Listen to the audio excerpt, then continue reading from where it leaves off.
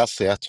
Eu queria passar sobre um outro assunto que é importantíssimo, que também teve muito destaque essa semana, e aí eu vou chamar uma reportagem para a gente entender, para quem está nos acompanhando, entender um pouco mais sobre o que se passa na Venezuela, que é uma questão importantíssima, há uma tensão militar, inclusive, não só política, e a gente traz essa reportagem agora da Patrícia Vasconcelos, mostrando o que aconteceu nos últimos dias em relação a essa crise Estados Unidos-Venezuela. Vamos acompanhar a reportagem. É a maior presença militar dos Estados Unidos no Caribe desde a invasão do país ao Panamá há quase 35 anos. Além dos 10 mil militares posicionados em navios de guerra, mais aeronaves foram levadas para a região. Entre elas, helicópteros e até bombardeiros modelo B-52 que efetuam ataques de alta precisão e têm capacidade nuclear. 3 aviões deste tipo foram vistos nas últimas horas sobrevoando o litoral da Venezuela. Helicópteros militares também passaram a menos de 200 quilômetros da costa. Agentes da CIA, o Serviço de Inteligência dos Estados Unidos, já estão infiltrados em solo venezuelano, segundo confirmou Donald Trump. Questionado se ele pretende autorizar ataques terrestres contra alvos do país sul-americano, Trump disse: "Estamos olhando para isso, porque o mar já está sob controle." Donald Trump afirmou ainda que os bombardeios contra barcos venezuelanos em águas internacionais salvaram a vida de 25 mil americanos. Os ataques já deixaram 27 mortos, todos supostamente traficantes. Sem citar o nome de Donald Trump, Nicolás Maduro afirmou que o seu país não quer um golpe da CIA. O ditador venezuelano disse ainda que ativou zonas de defesas militares e prometeu levar o assunto ao Conselho de Segurança das Nações Unidas. O problema é que, além do poder de veto dos Estados Unidos, a contribuição do governo de Caracas à ONU está atrasada há mais de 2 anos, o que limita as ações do país dentro da organização. Na Colômbia, Gustavo Petro surpreendeu ao se distanciar de Maduro. Sinceramente, não sou muito fã das políticas praticadas pelo atual governo da Venezuela. Não o reconheço. Mas, se mísseis começarem a cair aqui, isso vai contra a resolução das Nações Unidas, disse o presidente do país vizinho. Autoridades americanas afirmam que os helicópteros militares enviados ao Caribe praticam manobras de treinamento. Na semana passada, deputados democratas e republicanos colocaram em votação, no Congresso, uma proposta para barrar estas operações, mas a medida não foi aprovada. Os Estados Unidos seguem com a recompensa de 50 milhões de dólares para informações que levem à prisão de Nicolás Maduro. O país acusa o líder venezuelano de chefiar uma organização narcoterrorista. Maduro e os oficiais ligados a ele negam as acusações. Para essa especialista em política internacional, a crise no país vizinho pode ser uma pedra no sapato do Brasil no momento em que o país negocia com os Estados Unidos. Não sabemos se haverá aí uma menção por parte do Brasil a respeito disso, justamente porque nós temos que negociar a nossa parte, né? Aquilo que nos cabe, nos interessa do ponto de vista das nossas fronteiras e da nossa política externa. Qualquer movimentação, qualquer conflito que ocorra na Venezuela tem uma repercussão para o Brasil.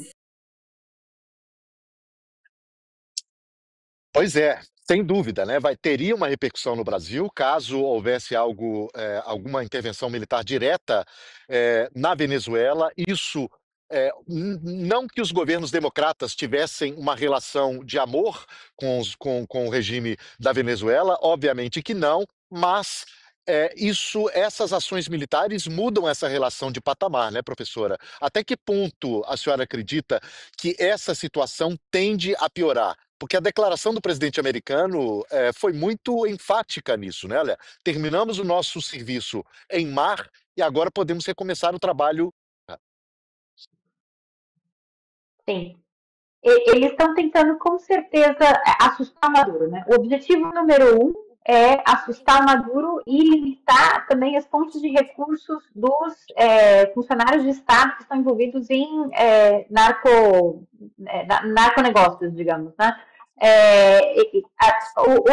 A parte comercial eles estão conseguindo. O bloqueio é essencialmente um sítio, é um bloqueio do que antes era um dos principais corredores de venda de drogas para os Estados Unidos, é o segundo maior corredor saindo da Venezuela. Agora essas drogas estão indo pelo Pacífico, que é onde a maior parte das drogas sempre foram movimentadas. Então, essa parte de eliminação de recursos para os narcotraficantes que estão dentro do governo venezuelano, isso eles estão conseguindo. Assustar o Maduro é o segundo objetivo, porque eles também não querem invadir, isso vai requerer recursos, vai requerer capital político, coisas que o presidente não quer gastar. E a melhor solução para eles é que o Maduro peça para negociar para ir acabar na Rússia, ou na China, ou o país que for fora da Venezuela. Até agora, isso ele não tem conseguido, o presidente Trump não tem conseguido, e, portanto, ele está matando ilegalmente indivíduos no Caribe. Isso é um problema legal para o presidente, é um problema político para o presidente nos Estados Unidos. Eles estão lidando com isso, mas, enquanto eles lidam com essa parte judicial, eles também estão ameaçando maiores ações no território venezuelano, inclusive ataques, já seja de edifícios, poderia ser, ou indivíduos. Muito mais provavelmente edifícios que indivíduos, né? Porque também pela parte legal e jurídica. Ninguém quer, depois de um processo como esse, ter um Nuremberg, uma versão venezuelana de Nuremberg, e acabar na cadeia pelas ações que eles estão tomando no momento, porque são claramente ilegais. A gente tem, inclusive, um trechinho de um depoimento, de uma declaração do Donald Trump, que já estava nessa reportagem da Patrícia, mas a gente traz agora um trecho um pouco mais completo. Vamos ver o que disse o presidente norte-americano. Well, I don't want to tell you exactly, but we are certainly looking at land now because we've got the sea very well under control. We've had a couple of days where there isn't a boat to be found. And I view that as a good thing, not a bad thing. But we had tremendous amounts coming in by boats, by very expensive boats. You know, they have a lot of money, very fast, very expensive boats that were pretty big. And the way you look at it is every boat that we knock out, we save 25,000 American lives. So every time you see a boat and you feel badly, you say, wow, that's rough. It is rough, but if you lose 3 people and save 25,000 people, these are people that are killing our population. Every boat is saving 25,000 lives, and you can see it. The boats get hit, and you see that fentanyl all over the ocean. It's like floating in bags. It's all over the place, and it's a tremendous. We're saving tremendous amounts of lives. Essa conta que o presidente norte-americano apresenta, cada barco que eles destroem, ele salva 25 mil vidas. Obviamente, isso não tem lastro na realidade, né? Essa conta ele não apresentou, obviamente, evidente. Não tem evidências. Na verdade, a gente já está ficando acostumado com essas informações que são trazidas pelo presidente norte-americano, né, professora? Agora, é sobre isso que eu queria perguntar para a senhora. A gente tem essas informações que são claramente houve informações sem fundamento ou não verdadeiras. Temos uma diplomacia extremamente agressiva, muitas vezes baseada nessas informações que não são verdadeiras, e ações que, como a senhora colocou, são ações ilegais, como essas intervenções, que pode ter aí uma boa intenção, mas dentro do direito internacional são ações ilegais. A gente está caminhando para um terreno em que os Estados Unidos olham para o restante do mundo e dizem, olha, eu sou o mais poderoso, eu tenho o maior exército, tenho uma maior economia, eu vou fazer aquilo que eu acho que é certo fazer, não me importa se isso é legal ou não. A gente está caminhando para essa situação? Ou já estamos nela, talvez? Eu me preocuparia menos com a parte internacional, Venezuela sendo talvez uma exceção no caso, e mais com a parte doméstica, para ser bem honesta. As ações ilegais de vou fazer o que eu quero fazer estão sendo muito mais evidentes do lado doméstico do que internacional. O uso de militares em territórios, estados que são da oposição, controlados pelo governo da oposição, né? Isso é preocupante, e assim, a militarização dos migrantes também, porque o problema da militarização dos migrantes não é só que eles estão indo atrás de migrantes, sejam legais ou ilegais, eles estão indo atrás de pessoas hispanas e pessoas de cor, e muitas dessas pessoas também são americanas, cidadãos com direitos que estão sendo violados. Então você tem uma série de coisas que estão acontecendo domesticamente que a mim me preocupa muito mais do que a parte internacional. O caso particular da Venezuela eles querem resolver 2 problemas com uma cajadada só, né? O secretário Rubio quer se livrar do presidente Maduro por questões ideológicas, e 2, a situação da Venezuela, um estado paraia, né? Um estado que é um estado falido, que não tem controle sobre o seu território, tem gerado um montão de imigrantes até os Estados Unidos e também ao resto da América Latina. É a maior crise de refugiados fora de uma zona de guerra, né? Maior até que a Síria. Então, é um problema tanto migratório quanto ideológico para essa administração.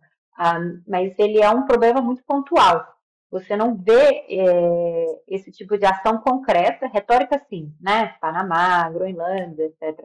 Mas ação concreta militar em outros lugares, exceto a Venezuela. Mas nos Estados Unidos, domesticamente, você está vendo isso já em 4 estados. A militarização de estados da oposição. E a destruição e o enfraquecimento dos sistemas eleitorais a nível estatal dentro de estados republicanos. Tudo isso é muito mais preocupante, na minha opinião, pessoal.